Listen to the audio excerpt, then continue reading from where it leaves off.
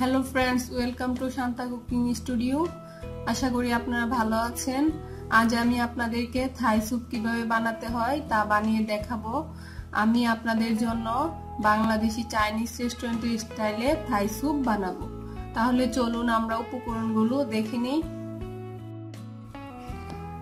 আমি 1 কাপ মুরগির মাংস কুচি করে নিয়েছি। 4-5টে বড় চিংড়ি কুচি করে নিয়েছি হাফ কাপের মতো। কাঁচামরিচ ফালি করে নিয়েছি।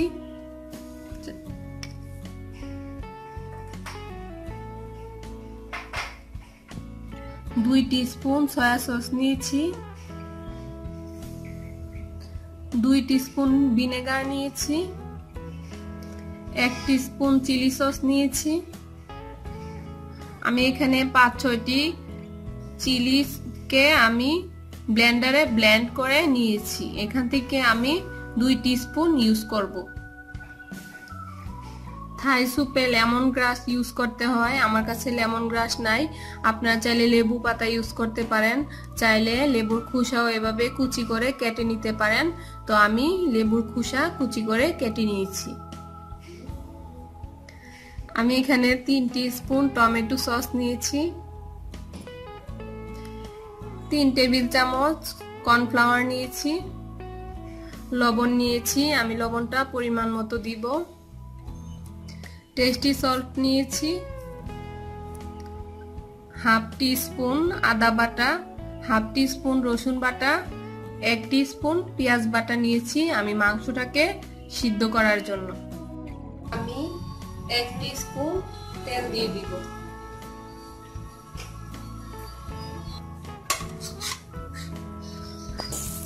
আমি আদা পেস্ট, রসুনের পেস্ট এবং পেঁয়াজের পেস্টটা তেলটা গরম হয়ে এসেছে পরে তেলের মধ্যে দিয়ে দিয়েছি। এখন আমি এর মধ্যে মাংস কুচিটা দিয়ে দিব।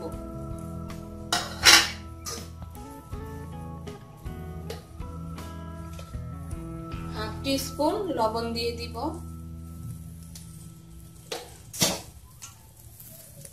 পরিমাণ মতো পানি দিয়ে দিব মাংসটা সিদ্ধ হওয়ার জন্য।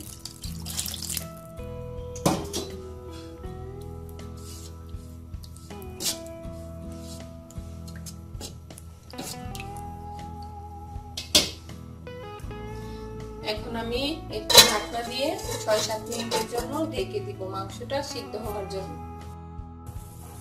5-6 মিনিট হয়ে গেছে। এখন আমি ঢাকনাটা উঠিয়ে দেখে নিব মাংসগুলো সিদ্ধ হয়েছে কিনা।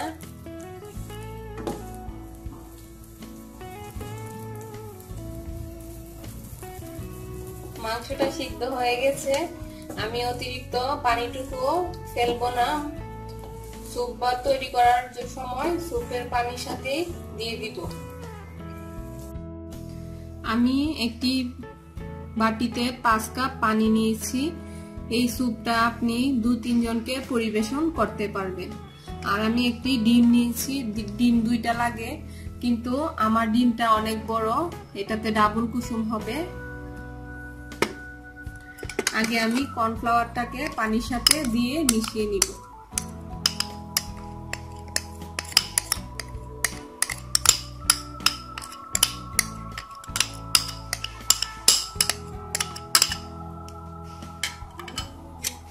বিটার দিয়ে এভাবে ভালো করে নেড়ে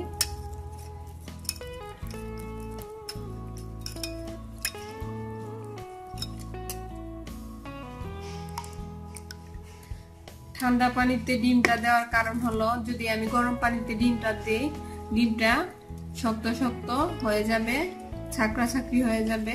তার জন্য আমি ঠান্ডা পানিতে দিয়ে ডিমটাকে এভাবে বিটা দিয়ে বিট করে নিব ভালো করে। ভিনেগার দিয়ে দিব।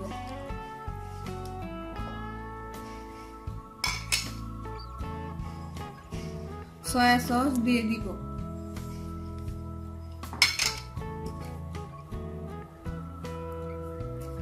লবণের পরিমাণটা আমি একটু কমিয়ে দিব, কারণ সয়া সসে লবণ থাকে। আমি টেস্ট করে দেখে পরবর্তীতে লবণ লাগলে আরো দিব।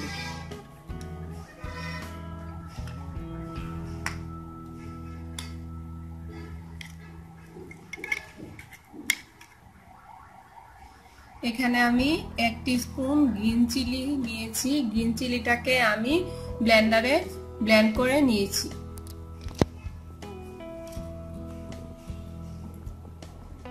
চিলি সস দিয়ে দিব 1 টিস্পুন।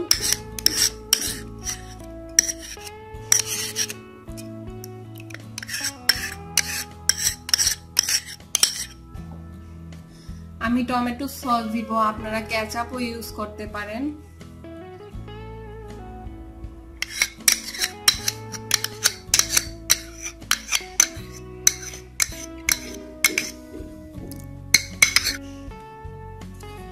আমি যে মাংসগুলো সিদ্ধ করেছিলাম, সিদ্ধ মাংসগুলো দিয়ে দিব।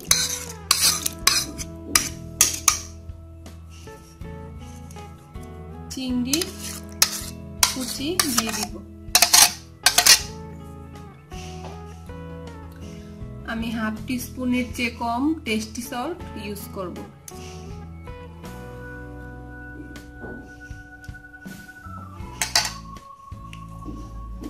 কাঁচামরিচ ফালি করে নিয়েছিলাম, কাঁচামরিচগুলো দিয়ে দিব। আমি লেমন গ্রাসের বদলে লেবুর খোসা কুচি করে নিয়েছি, এগুলো এখন দিয়ে দিব।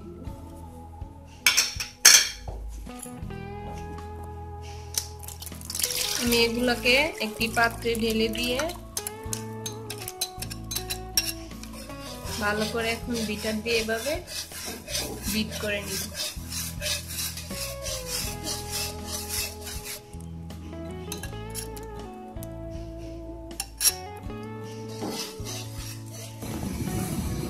আমি পাত্রটি চুলায় বসিয়ে দিয়েছি। এখন আমি মাংসটা যে পানি দিয়ে সিদ্ধ করেছিলাম, মাংসের পানিটুকু এটার মধ্যে দিয়ে দিই।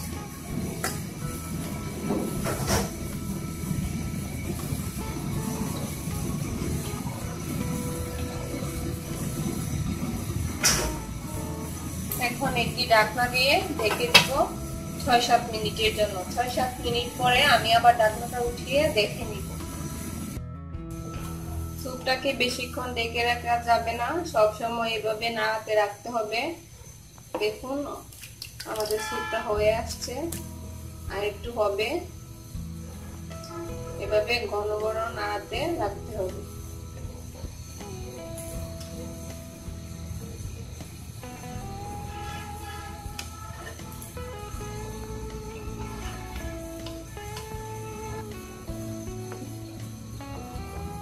দেখুন আমার স্যুপটা রেস্টুরেন্টের স্যুপের মতোই হয়েছে। আপনি যদি আমার রেসিপিটি দেখে এইরকম স্যুপ তৈরি করেন, তাহলে আপনাকে আর রেস্টুরেন্টে গিয়ে এই স্যুপ খেতে হবে না, আপনি বাসায় রান্না করেই খেতে পারবেন। স্যুপের কালারটা অনেক সুন্দর আসছে। এখন আমি একটু টেস্ট করে দেখে নিব লবণটা হয়েছে কিনা। লবণের পরিমাণটা কম হয়েছে, আমি আর একটু লবণ দিয়ে দিচ্ছি।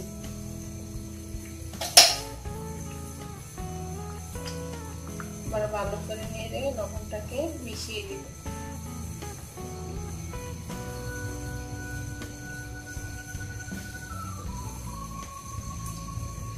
বেশি গাঢ় করা যাবে না, কারণ ঠান্ডা হলে স্যুপটা আরো গাঢ় হবে।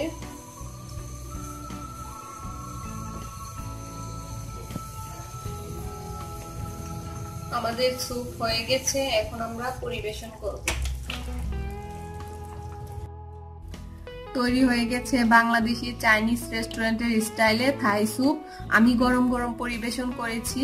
আপনারাও আমার রেসিপিটি ফলো করে বাসায় রান্না করে গরম গরম পরিবেশন করুন, খেতে অনেক মজা হবে। আর আমি স্যুপটিতে মুরগির ডিম ইউজ করেছি, আপনারা চাইলে হাঁসের ডিম ইউজ করতে পারেন, কারণ হাঁসের ডিম ইউজ করলেই ভালো। হাঁসের ডিম ইউজ করলে স্যুপের কালারটা আর একটু কালারফুল হবে, দেখতে সুন্দর হবে। তো আরো সহজ সহজ সুন্দর সুন্দর রেসিপি পেতে আমার চ্যানেলটি সাবস্ক্রাইব করুন। সবাই ভালো থাকবেন, সবাইকে ধন্যবাদ।